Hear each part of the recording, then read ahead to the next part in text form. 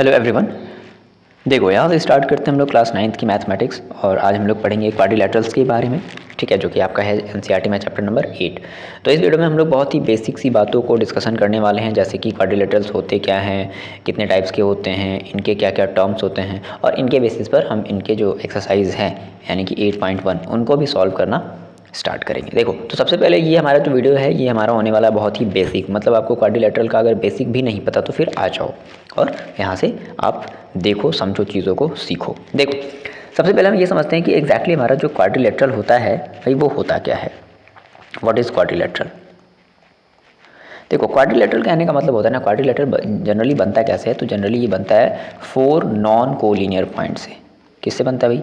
4 non collinear point से।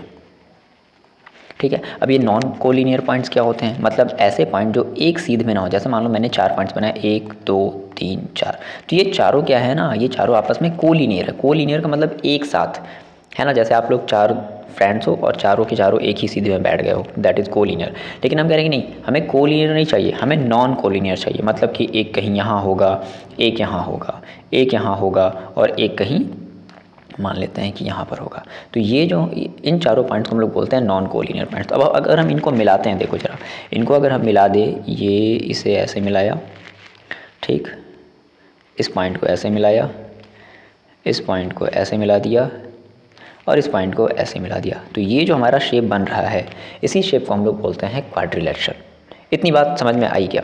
ठीक है, अब देखो ये जो क्वाड्रिलेटरल इसमें बहुत सारे कुछ टर्म्स होते हैं, जैसे वर्टिसेस होते हैं, साइड्स होती है, फिर उसके बाद अपोजिट साइड्स होती है, फिर एंगल्स होते हैं, फिर अपोजिट एंगल्स होते हैं, एडजेकेंट साइड्स होती है, एडजेकेंट एंगल्स होते हैं। तो बारी बारी से ये सब हम लोग बेसिक का टर्म समझते हैं। तो ये हमारा A B C and D, ठीक है, ये हमारे 4 वर्टिसेस हैं। तो क्वाड्रिलेटरल में क्या होता है भाई, 4 वर्टिसेस होते हैं। देखो 4 हमारे साइड्स हैं। अब 4 एंगल भी होते हैं, तो ये angle A, angle B, angle C और एंगल डी, ये आपके 4 एंगल इस तरीके से। ठीक है, अब अपोजिट साइड्स तो हम कहेंगे A B and D C आपस में अपोजिट्स हैं, A D and D C आपस में अपोजिट साइड्स हैं, है ना। ये सब कुछ बेसिक से टर्म्स हैं जो आपको समझने हैं, क्योंकि आपको देखो लिखना नहीं है, बस समझ करके आगे जल्दी से बढ़ो। उसके बाद देखो हमारे फिर होते हैं कॉन्जिक्यूटिव साइड्स। नाम याद रखो, क्या बोल रहे हैं? कॉन्जिक्यूटिव साइड्स, या जिसको हम और नाम से जानते हैं एडजेकेंट भी बोलते हैं। क्या बोलते हैं? जिसे एडजेकेंट साइड्स के नाम से भी जानते हैं। तो एडजेकेंट का मतलब कॉन्टिन्यूअस या कॉन्जिक्यूटिव का मतलब कॉन्टिन्यूअस। जैसे मान लो मैंने कहा कि ए बी है, तो ए बी के एडजेकेंट कौन है? ए बी के एडजेकेंट है देखो ए डी। ए बी के एडजेकेंट कौन है? ए डी है। या फिर ए बी के एडजेकेंट कौन है? बी सी है। तो कहने का मतलब बात समझ में आ रही? कॉन्टिन्यूअस ए बी के एडजेकेंट बी सी भी हो सकता है, ए बी के एडजेकेंट ए डी भी हो सकता है। सिमिलरली अगर हम आपसे बोले कि चलो डी सी का एडजेकेंट साइड बताओ, तो डी सी का एडजेकेंट ए डी भी हो सकता है और डी सी का एडजेकेंट बी सी या सी बी भी हो सकता है। बात समझ में आ रही क्या? एडजेकेंट साइड का मतलब समझ में आया। एक और हम लोग देखते हैं कॉन्जिक्यूटिव एंगल्स। जैसे मान लो मैंने आपसे कहा कि एंगल ए है, तो एंगल ए का कॉन्जिक्यूटिव एंगल बताओ, तो एंगल ए का कॉन्जिक्यूटिव एंगल बी भी हो सकता है और एंगल ए का कॉन्जिक्यूटिव एंगल डी भी हो सकता है, एंगल सी नहीं हो सकता। ठीक है ना। एडजेकेंट का मतलब याद रख लो, एडजेकेंट मीन्स होता है कॉन्टिन्यूअस, लगातार, कॉन्टिन्यू। ठीक है, ये बात समझ में आई। उसके बाद फिर देखो हमारे अपोजिट एंगल, अगर हम कहें कि एंगल ए और एंगल सी आपस में कैसे हैं भाई? अपोजिट है। Similarly angle D and angle B आपस में कैसे हैं? अपोजिट है। तो इन्हें हम लोग बोल रहे हैं अपोजिट एंगल्स। उसके बाद हमारे आते हैं डायगोनल्स। तो इसमें कितने डायगोनल्स होते हैं? 2 डायगोनल्स होते हैं। जैसे मान लो अगर हम ये डायगोनल्स अगर ड्रॉ करें, तो एक डायगोनल आपका कुछ ये होगा, ठीक है, और एक डायगोनल आपका ये होगा। बात समझ आ रही है? तो ये आपके डायगोनल्स हैं। ओके, तो ए सी एंड डी बी आपके क्या हैं? डायगोनल्स हैं। इतनी बात समझ में आ रही है क्या? ये सब बेसिक से हमारे टर्म्स हैं किसी भी क्वाड्रिलेटरल की। ओके बच्चे, नाउ देखो, तो आपको बेसिक से बातें जो है क्वाड्रिलेटरल के रिगार्डिंग वो समझ में आ गई हैं। अब हम अपना एक मोस्ट इंपॉर्टेंट थ्योरम कह लो, या इस तरीके से आप इसको याद भी रख सकते हो, एग्जाम में आपके ये पूछता भी है कई बार। जो हमारी जो नेक्स्ट थ्योरम है या हमारा जो नेक्स्ट टॉपिक है वो है angle sum property of a quadrilateral. देखो ये क्या कहता है कि अगर आपके पास कोई भी अगर एक क्वाड्रिलेटरल है, तो उस क्वाड्रिलेटरल में आपको पता चल गया कि 4 एंगल होते हैं, तो इन चारों एंगल का जो सम होता है वो होता है 360 डिग्री। तो हम ये कहेंगे कि द सम ऑफ ठीक है, तो क्या कहता है ये कि sum of 4 angle of a quadrilateral is 360 degree. अब इसे ना कभी कभी ये पूछता है, इसको प्रूव करने के लिए बोलता है कि prove that sum of 4 angle of quadrilateral is 360 degree. ये प्रूव करो। आप कैसे करोगे? कुछ नहीं करना है, देखो सिंपल सा भाई, हमें अपने सबसे पहले तो आप एक चार जो है कोई भी नॉन कोलिनियर आप पॉइंट्स ले लो। मान लो आपने एक यहाँ ले लिया, एक यहाँ ले लिया और एक मान लो आपने यहाँ ले लिया। इस तरीके से आपने 4 पॉइंट्स को ले लिया। क्या करो, इनको आप मिलाओ आप, तो ये आपके एक क्वाड्रिलेटरल बन जाएंगे।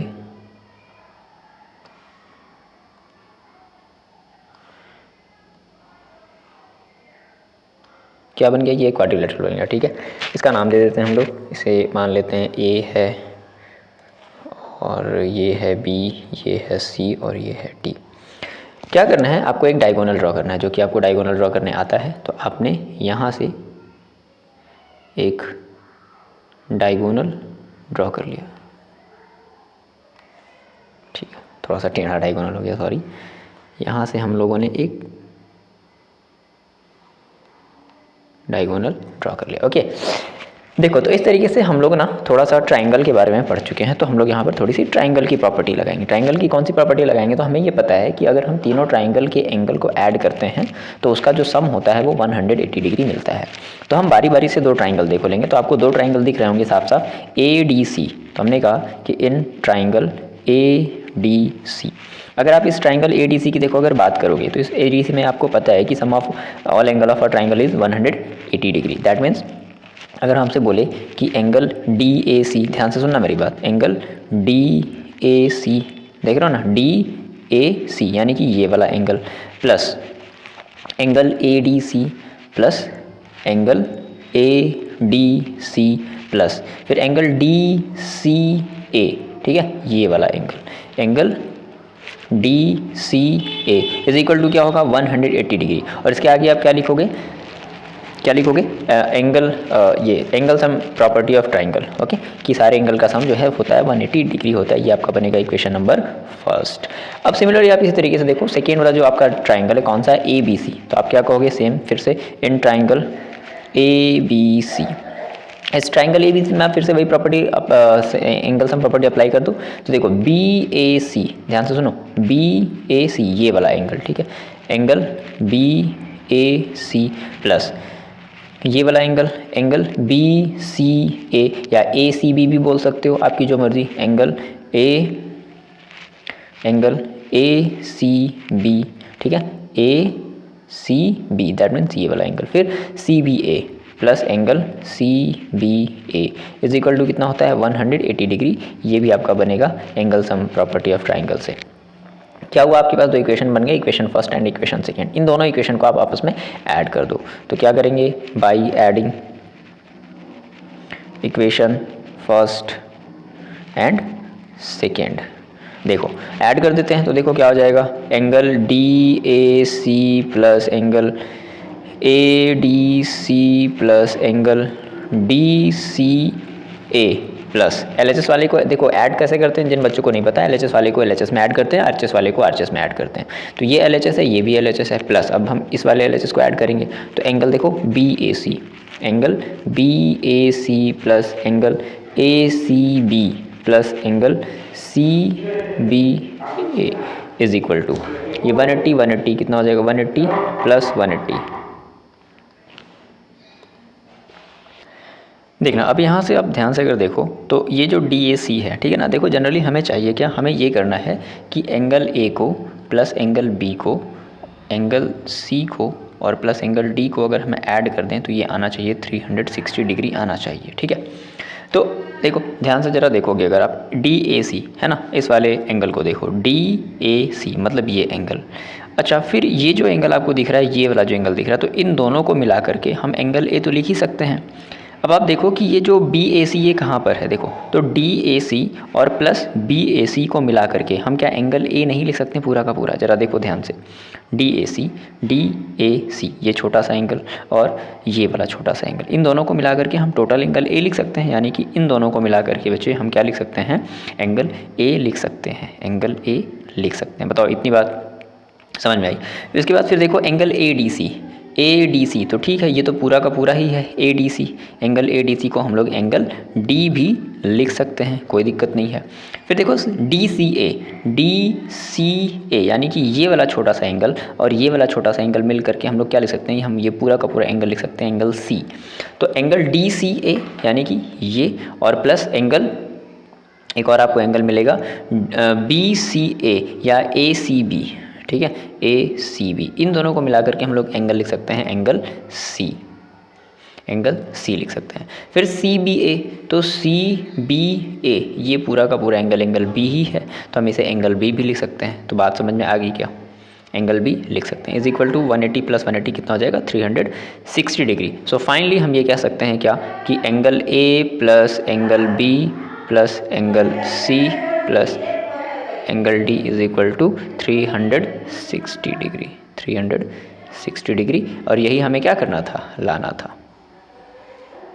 बात समझ में आई क्या? तो इस तरीके से हम लोग बड़े ही आसान से तरीके से इस डेरिवेशन को कर सकते हैं, डिराइव कर सकते हैं। क्लियर है बात?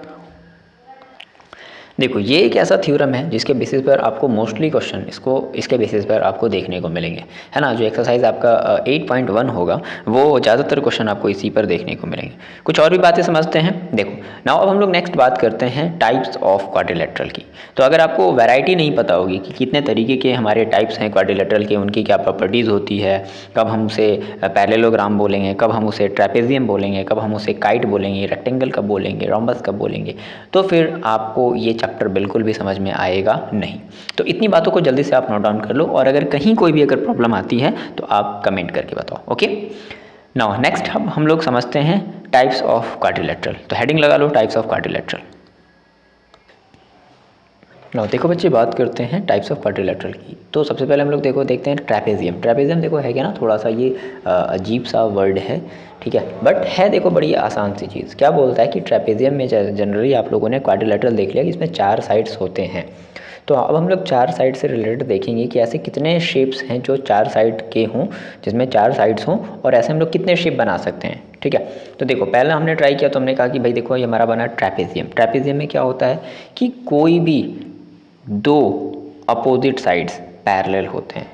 अभी हम लोगों ने क्या थी, अभी हम जैसे हम लोगों ने स्क्वायर देखा था, यहाँ पे अभी हम देखेंगे, या रेक्टेंगल देखा, तो हमने कहा कि देखो अपोजिट साइड्स पैरेलल होती थी चाहे जो भी हो। लेकिन इसमें ट्रेपेजियम में क्या होता है कि कोई भी 2 साइड्स, कोई भी 2 अपोजिट साइड्स आपस में कैसी होंगी, पैरेलल होंगी। जैसे कि देखो इसमें हमारी जो BC है वो क्या है, वो पैरेलल है, किसके पैरेलल है, AD के पैरेलल है, ठीक है। लेकिन ये जो AB है और ये जो CD है ये नॉन पैरेलल साइड है। ध्यान से मेरी बात सुनो, AB एंड CD ये कैसी हैं, ये हमारी हैं non parallel side, non parallel side. इतनी बात समझ में आई क्या, ठीक है।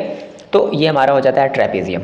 क्लियर है बात? अच्छा, अब इसमें देखो एक स्पेशल केस है। स्पेशल केस क्या होता है कि मान लो आपने कहा कि अगर हमारे ये जो नॉन पैरेलल साइड हैं, that means AB and CD, क्या हुआ, AB एंड CD, एक स्पेशल केस बनता है कि अगर ये नॉन पैरेलल जो साइड है ना AB एंड CD, अगर मान लो सम हाउ ये इक्वल दे दे किसी क्वेश्चन में, तो क्या बोलेंगे, इस टाइप के ट्रेपेजियम को हम लोग बोलेंगे कि भाई देखो अब हमारा ये एक आइसोसेलेस ट्रेपेजियम है। कैसा ट्रेपेजियम है भाई, आइसोसेलेस ट्रेपेजियम।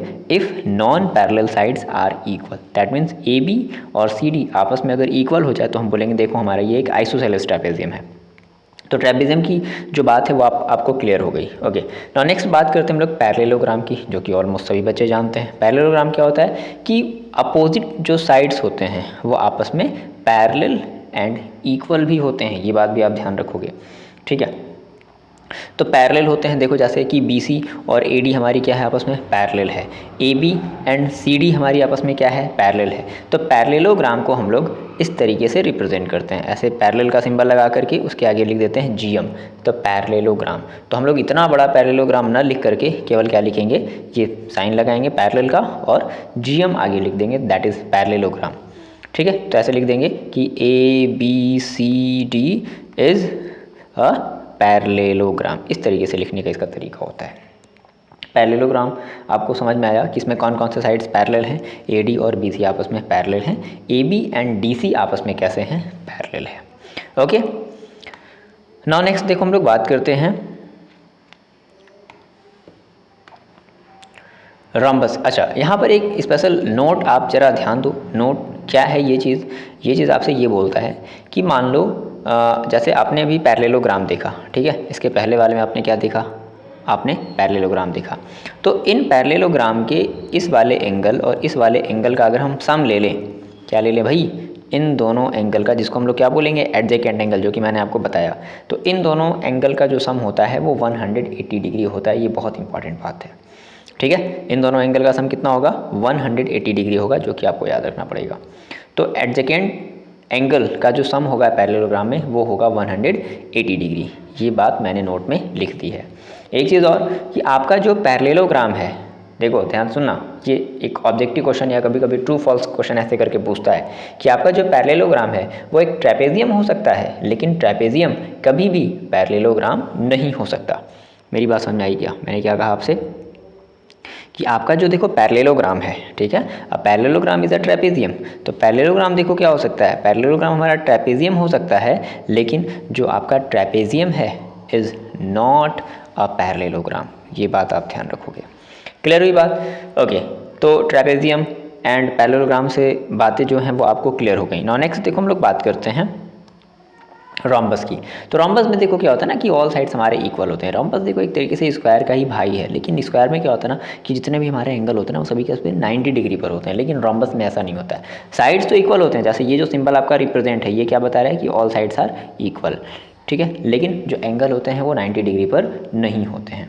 तो हम इसमें ये कहेंगे कि हमारी जो AB होगी, जो BC होगी, जो CD होगी और जो DA होंगी वो सभी आपस में इक्वल होंगी, ठीक है, लेकिन 90 डिग्री पर जो एंगल होंगे वो 90 डिग्री पर नहीं होंगे। और जो अपोजिट साइड्स होंगे, जैसे कि AB पैरेलल होगी किसके, DC के।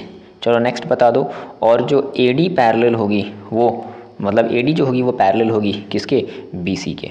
तो ये आपकी प्रॉपर्टीज़ होगी किसकी, रोम्बस की। और देखो एक मज़े की बात और, अगर आप इसमें डायगोनल ड्रॉ करते हो रोम्बस का, अगर आप डायगोनल ड्रॉ करते हो तो डायगोनल कभी भी इक्वल नहीं होंगे। मेरी बात ज़रा समझना, डायगोनल कभी भी आपस में रोम्बस के इक्वल नहीं होंगे, छोटे होंगे, कोई एक बड़ा होगा और कोई एक छोटा होगा। ये बात अच्छे से आप याद रख लो, ठीक है।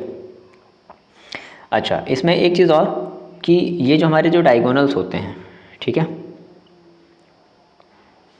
ये दोनों एक दूसरे को क्या करते हैं, बाइसेक्ट भी करते हैं। Diagonals are bisect to each other and at right angle. कितने एंगल पर, कितने डिग्री के एंगल पर, राइट मतलब 90 डिग्री के एंगल पर एक दूसरे को बाइसेक्ट करते हैं। ये बात बहुत इंपॉर्टेंट है, ठीक है। 90 डिग्री के एंगल पर ये एक दूसरे को क्या करते हैं, बाइसेक्ट करते हैं। तो इस बात को हम यहाँ पर मेंशन भी कर दे रहे हैं कि जो डायगोनल्स होते हैं रोम्बस में, ठीक है, डायगोनल्स आर बाइसेक्ट। पहली बात क्या करते हैं कि बाइसेक्ट करते हैं। बाइसेक्ट का मतलब कि यहाँ से लेकर के यहाँ तक ये साइड इक्वल, ये साइड इक्वल, ये साइड यहाँ से यहाँ तक और यहाँ से यहाँ तक ये आपस में इक्वल होंगी। बाइसेक्ट एट राइट एंगल, ये राइट एंगल पर क्या करते हैं, एक दूसरे को बाइसेक्ट करते हैं। बहुत इंपॉर्टेंट थ्योरम है, इसके बेसिस पर हम लोग ऐसे कई सारे क्वेश्चंस को प्रूव करेंगे, सॉल्व करेंगे। देखो इस चैप्टर में है ही यही चीज़ कि जितनी ज़्यादा बातें आपको पता होंगी ना उतनी ही ज़्यादा चीज़ों को आप अच्छे से सॉल्व कर पाओगे। क्योंकि जब आपको पता ही नहीं होगा कि अच्छा डायगोनल्स आपस में इक्वल नहीं होते हैं, डायगोनल्स एक दूसरे को राइट एंगल पर बाइसेक्ट करते हैं, जब ये बातें आपको पता ही नहीं होंगी तो फिर आप सॉल्व भी नहीं कर पाओगे। बड़ी सिंपल सी बात है। चलो स्क्वायर की बात करते हैं। स्क्वायर में देखो क्या होता है कि all sides are equal and जितने भी हमारे एंगल हैं वो सभी के सभी हमारे 90 डिग्री पर होते हैं। तो स्क्वायर का भी वही फंडा वही है क्या कि AB is equal to BC is equal to CD is equal to DA, ठीक है। लेकिन इसमें सारे के सारे एंगल कैसे होते हैं, angle A is equal to angle B is equal to angle C is equal to angle D is equal to होता है 90 डिग्री। और इसमें एक मज़े की बात और है क्या कि इसके जो डायगोनल्स होते हैं, स्क्वायर के जो डायगोनल्स होते हैं ना भाई साहब, वो आपस में एक दूसरे को क्या करते हैं, मतलब इक्वल, दोनों डायगोनल्स आपस में एक दूसरे के इक्वल होते हैं। ये बात बड़ी इसमें इंपॉर्टेंट है। इसमें इक्वल नहीं थे लेकिन इसमें क्या हो गए, इक्वल हो गए। क्लियर है बात? ओके, स्क्वायर से रिलेटेड बातें आपको क्लियर हुई। और साइड्स आपस में जो अपोजिट साइड्स होते हैं वो आपस में पैरेलल भी होते हैं। कहने का मतलब ये हुआ कि अगर हम बोलें कि AB तो AB क्या होगा, पैरेलल होगा। किसके पैरेलल होगा, DC के, ठीक है। सिमिलरली अगर हम बोलें AD, तो AD पैरेलल होगा, किसके पैरेलल होगा बताओ, AD किसके पैरेलल होगा, BC के। तो ये भी हम इसमें फंडा अप्लाई करते हैं। इतनी बात क्लियर हुई। ओके, नाउ देखो बात करते हैं रेक्टेंगल की। रेक्टेंगल क्या है कि रेक्टेंगल से वही अपोजिट साइड्स हमारे पैरेलल एंड इक्वल होते हैं। मतलब ये जो साइड्स हैं DC और AB, ये आपस में पैरेलल भी हैं और इक्वल भी हैं। सिमिलरली ये आपस में पैरेलल भी हैं और इक्वल भी हैं। तो ये दोनों इक्वल हैं, ये दोनों पैरेलल हैं। सिमिलरली ये दोनों आपस में इक्वल भी हैं एंड पैरेलल भी हैं। ये हमारे रेक्टेंगल की बड़ी खास बात होती है। सेम वही बात मैंने यहाँ पर लिख दिया है, और इसका हर एक एंगल 90 डिग्री का होता है, ये बात मैंने बता दी। अच्छा देखो, इसमें एक चीज़ छोटी सी और बात ये छूट रही है। कौन सी बात ये जो छूट रही है वो मैं आपको मेंशन कर दूँ यहाँ पर। जैसे हमने ये देखा था कि हमारा जो रोम्बस होता है, उसमें रोम्बस में हमारे जो डायगोनल्स होते हैं वो इक्वल नहीं होते, ठीक है, लेकिन 90 डिग्री पर एक दूसरे को बाइसेक्ट करते हैं। बाइसेक्ट का मतलब होता है कि एक दूसरे को इक्वल पार्ट में डिवाइड करते हैं।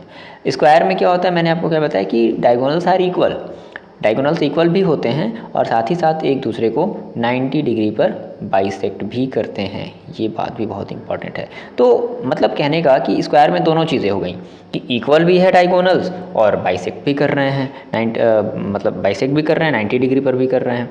लेकिन इसमें इक्वल नहीं है, लेकिन बाइसेक्ट कर रहे हैं एट राइट एंगल पर। ठीक, तो ये सब छोटी छोटी बातें आपको ध्यान रखनी पड़ेंगी। ओके, अब एक चीज़ हम लोग और देखते हैं। अच्छा, यहाँ से एक नोट आप स्पेशली और देख लेना। क्या है ये नोट, ये कहता है कि square is a rectangle and rhombus also. देखो जो स्क्वायर है ना, वो एक रेक्टेंगल भी हो सकता है और रॉम्बस भी हो सकता है। ये एक क्वेश्चन बनता है आपके ऑब्जेक्टिव क्वेश्चंस का, ठीक है। तो स्क्वायर जो है, ध्यान से सुन लो मेरी बात, जो स्क्वायर है ना वो एक रॉम्बस भी हो सकता है और रेक्टेंगल भी हो सकता है। लेकिन अगर आपसे बोले कि क्या कोई एक रेक्टेंगल है या हमारे पास अगर कोई एक रोम्बस है तो क्या वो स्क्वायर हो सकता है, बिल्कुल भी नहीं, ठीक है। तो इज़ नॉट अ स्क्वायर, ये बहुत बड़ी इंपॉर्टेंट बात है, बार बार आपके ऑब्जेक्टिव क्वेश्चंस में आपके टीचर्स मस्ट है कि देते हैं। नाउ लास्ट हम अपने शेप की बात करते हैं, जो कि हमारा है काइट। हाँ, वही पतंग उड़ाने वाला काइट, ठीक है। ये देखो, तो क्या कहता है कि इसमें जो हमारे पेयर ऑफ एडजेकेंट साइड्स होते हैं वो आपस में इक्वल होते हैं। कहने का मतलब कि जो AB होगा वो क्या होगा, इक्वल होगा किसके, AD के। एंड सिमिलरली जो BC होगा वो क्या होगा, इक्वल होगा किसके, DC के, ठीक है। तो ये हमारी काइट की बड़ी अच्छी सी पहचान होती है कि जो एडजेकेंट साइड्स होते हैं, मतलब जो कॉन्टिन्यूस, जैसे ये दोनों आपस में इक्वल, ये और ये दोनों आपस में कैसे इक्वल। अच्छा, इसकी देखो एक मज़ेदार चीज़ और बात होती है क्या, कि इसके जो डायगोनल्स अगर आप ड्रॉ करो ना, क्या ड्रॉ करो भाई, इसके डायगोनल्स आप ड्रॉ करो। देखो ये पहला डायगोनल्स और ये है आपका दूसरा डायगोनल्स। तो ये जो डायगोनल्स होते हैं ये एक दूसरे को राइट एंगल पर बाइसेक्ट करते हैं। तो एक बात हम यहाँ पर मेंशन कर दे रहे हैं कि डायगोनल्स ऑफ काइट क्या करते हैं, बाइसेक्ट करते हैं, ठीक है। ध्यान रखना, बाइसेक्ट करेंगे, बाइसेक्ट का मतलब इक्वल पार्ट में डिवाइड होंगे, bisect each other at right angle या 90 डिग्री। तो ये हम लोगों ने छोटी छोटी बातें कर ली हैं किसके रिगार्डिंग, अपने काइट, मतलब हमारे जो भी टाइप्स ऑफ क्वाड्रिलेटरल थे उनके रिगार्डिंग। देखो ये बहुत ही इंपॉर्टेंट सी बात है, सिंपल सी बात समझ लो कि अगर इन सब बातों को अगर आप नहीं समझोगे, नहीं क्लियर रखोगे, तो फिर आपको आने वाले एक्सरसाइज जो है वो बहुत ही ज़्यादा डिफिकल्ट रहेगा। इसके अलावा हम आपको थोड़े से इन्फॉर्मेशन के लिए और बता दें कि आपने पिछले वाले चैप्टर में अगर आपने ट्राइंगल पढ़ा है या मान लो नहीं भी पढ़ा है तो भी आपको उसकी कुछ प्रॉपर्टी याद रखनी पड़ेगी। जैसे कि आप जो है ट्राइंगल को आप कॉन्ग्रुएंट कैसे दिखाते थे, तो 5 क्राइटेरिया आप लगाते थे, है ना, SSS, AAA और साइड एंगल, इस तरीके से करके, और एक RHS वाला क्राइटेरिया। तो ये सब बातें भी आपको पता होनी चाहिए, जिनके बेसिस पर आप किसी भी ट्राइंगल को क्या कर सकते थे, कॉन्ग्रुएंट दिखा सकते थे। देखो सिंपल सी बात है यार, अगर आप एक क्वाड्रिलेटरल बना रहे हो तो क्वाड्रिलेटरल को बनने में, मतलब एक ट्राइंगल कहीं ना कहीं, अगर आप एक डायगोनल अगर ड्रॉ कर रहे हो तो कहीं ना कहीं एक ट्राइंगल का फॉर्मेशन होगा ही होगा। तो अगर ट्राइंगल का फॉर्मेशन अगर होगा तो सिंपल सी बात है, हमें ट्राइंगल वाली प्रॉपर्टी अप्लाई करनी पड़ेगी, ठीक है। तो फिलहाल रखते हैं इस वीडियो में इतना ही। नेक्स्ट अपने हम वीडियो में बात करेंगे एक्सरसाइज 8.1 की। तो कंटिन्यू पढ़ाई करते रहो, और जैसा भी आपको जो भी चीज़ प्रॉब्लम करे आप तुरंत मेरे से पूछ सकते हो, मैसेज करके या जैसे भी करके, कमेंट करके, जैसे भी करके। ओके, चलो मिलता है नेक्स्ट वीडियो में। पढ़ाई करते रहो, अपना ख्याल रखो।